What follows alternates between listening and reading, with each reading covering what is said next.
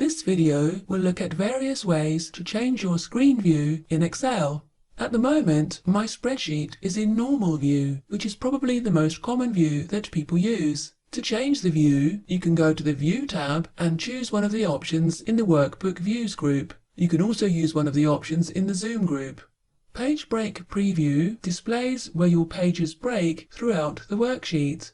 Page Layout displays the header and footer. When you click anywhere into the header or footer, a new Design tab appears to help you insert things like page numbers, the date, the time, or the file and path name. You can also click into any section of the header or footer and type or edit whatever you like also.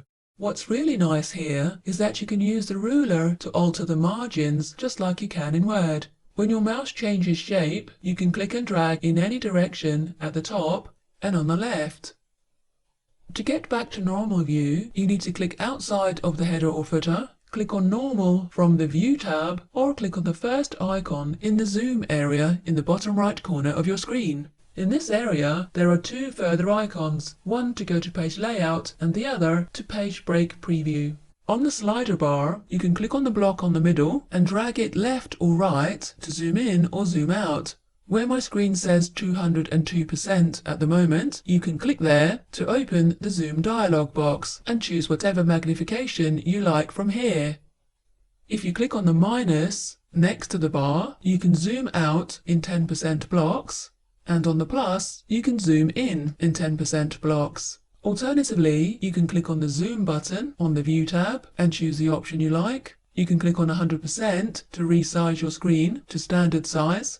And you can choose Zoom to Selection, which will resize the screen so the selected cells fill the entire window.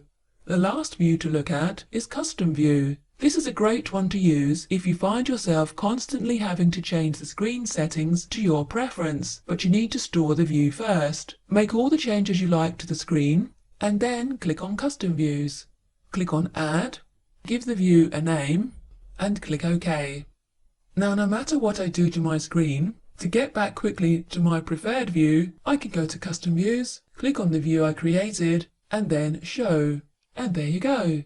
This video has shown you various ways to change your screen view in Excel.